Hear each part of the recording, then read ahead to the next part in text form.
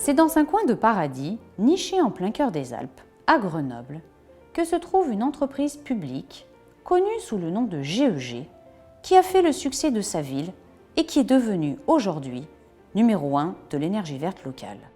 Son histoire remonte au XIXe siècle et commence avec les allumeurs de réverbères qui éclairaient les rues de Grenoble. Aujourd'hui, c'est un producteur d'électricité verte et de biogaz qui compte et qui vend son énergie dans toute la France. Retour sur la success story d'une entreprise hors du commun. Aussi incroyable que cela puisse paraître, cette énergie attire autant les Grenoblois que les Parisiens, en quête d'un mode de vie respectueux de l'environnement. À la tête de l'entreprise, une dirigeante passionnée qui a su déplacer les montagnes pour créer une énergie proche, durable et citoyenne. Elle travaille main dans la main avec les collectivités locales. Et aujourd'hui, une visite du maire de Grenoble, Éric Piolle, qui vient partager avec nous sa vision de l'énergie de demain. L'énergie, c'est la clé de l'avenir. C'est la clé pour relever les défis climatiques. On sait ce qu'on doit faire et à Grenoble, on le fait déjà. Sortir du fossile, sortir des marchés mondialisés.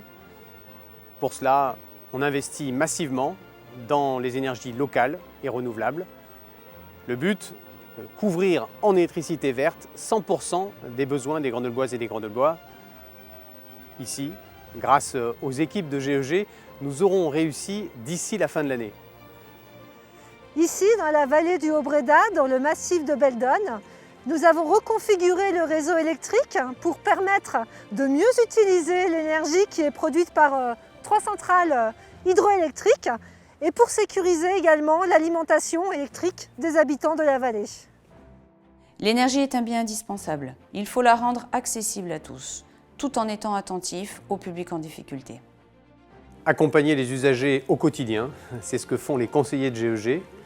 Chaque année, ils reçoivent 50 000 personnes dans les 6 agences de Grenoble et en Isère. Ils les accompagnent dans la gestion de leur consommation d'énergie et pour les 15 000 plus précaires, ils les aident aussi dans leur démarche sociale. C'est un service public de proximité, c'est aussi la clé de la solidarité. C'est ça, la logique de Grenoble Capitale Verte.